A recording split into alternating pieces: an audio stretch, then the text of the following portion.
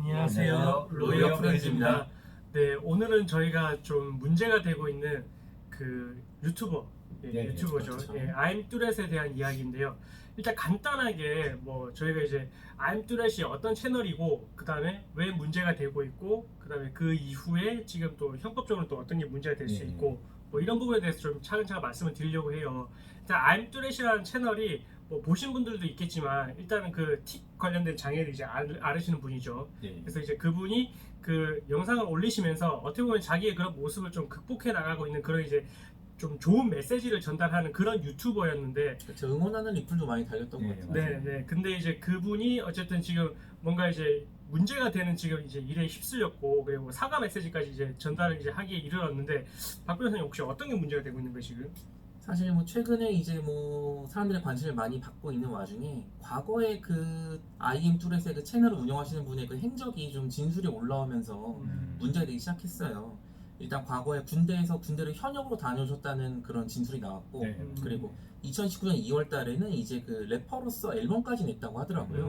근데 영상을 보면은 굉장히 심하거든요. 이렇게 중간에 라면을 먹다가 자기 머리를 때리고 뒤엎고 이 정도로 심한데, 과연 이런 것들이 가능한가? 이런 것 때문에 좀 과장돼서 조작된 영상이 아닌가? 이런 논란들이 많이 있었죠. 네.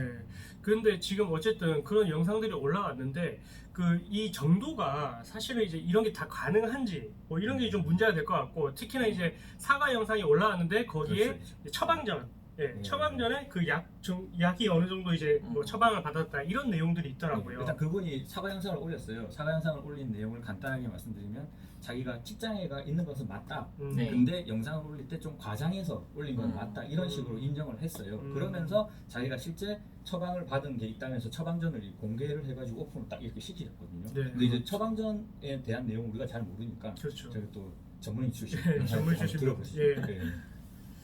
근데 사실 그 전까지의 그 논란이 무색해지게 본인이 인정을 해버렸어요. 사실 내가 조작을 과장되게 한 건 맞다 인정을 해버렸기 때문에 이제 조작이니 아니냐는 큰 의미가 없는데, 근데 본인이 이제 해명을 하기로는 내가 틱이 아예 없는 사람이 아니라 있기는 한데 좀 더 심하게 이렇게 말을 했거든요. 그래서 진단서를 보여줬으면 조금 더 깔끔했을 것 같긴 한데 처방전을 공개를 했어요. 근데 이제 F952 그리고 F410이라고 이제 코드가 적혀 있는데, 이거 질병분류 코드를 찾아보면은 F952가 이제 그 뚜렛 증후군 거기에 대한 이제 그 질병분류 코드고, F410 같은 경우에는 공황장애에 관련된 거예요. 진짜 뚜렛이라는 거는 있는 거네요. 그렇죠. 이제 어느 병원에서 제대로 진단이 됐는지 모르겠지만 적어도 어딘가의 병원에서 뚜렛으로 진단 받았다는 것 자체는 사실이긴 해요.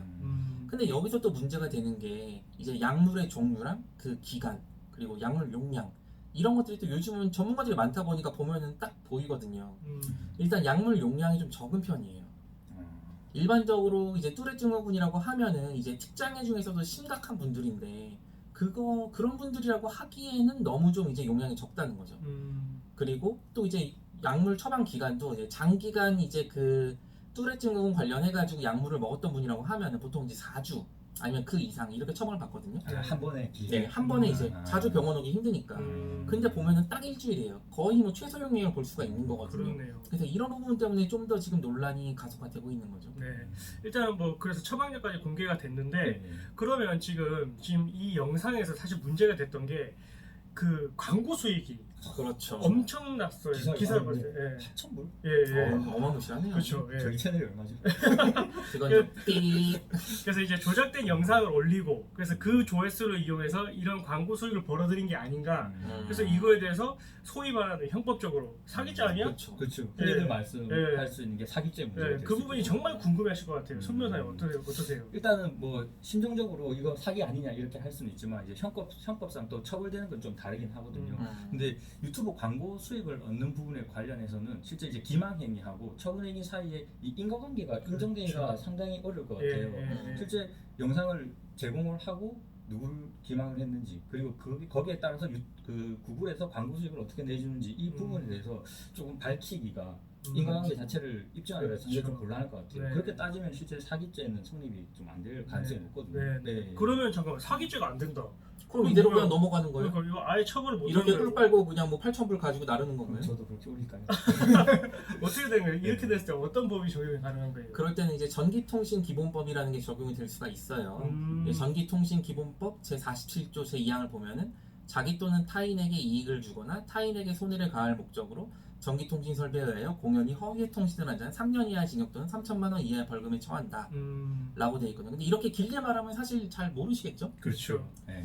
예전에 이 법이 적용된 사건으로 미네르바 사건이라고 있어요. 유명했죠. 유명하죠. 네. 그렇죠. 다음 아고라에다가 네. 이제 글을 올렸는데 허위 사실로 이제 공익을 해야 할 목적으로 글을 올렸다. 그래서 원래 이 법이 적용되려고 재판까지 갔는데 헌법재판소에서 위헌이 나오면서 결국 무죄로 나오긴 했거든요. 그래서 당연히 그 당시에 인터넷에 게시글을 올리는 것도 이제 전기통신기본법이 적용이 됐고 이제 그 통신을 한 거로 인정이 됐으니까 유튜브 영상도 당연히 되겠죠. 거기에 빗대어서 적용할 수 있지 않겠냐. 그렇죠. 음. 그리고 유튜브 영상 올림으로 인해서 광고 수익을 얻었잖아요. 자기한테 이익을 그쵸. 얻으니까. 이 자기한테 이익을 얻을 목적으로 허위의 사실을 올린다고 볼 수가 있겠죠. 물론 이제 실제 사건으로 가게 되면은 내가 없는 게 아니라 좀 과장되게 했다. 허위까지는 아니다라고 항변을 하긴 할 텐데 근데 그 정도가 좀 심하고 사회적으로 파장도 크니까 적용될 여지가 상당히 있지 않을까 싶습니다. 네, 그래서 일단은 뭐 절차가 개시가 되면 처벌이 이루어지는지 여부까지는 이제 뭐 한번 좀 주의 깊게 또 봐야 될 것 네. 같고요.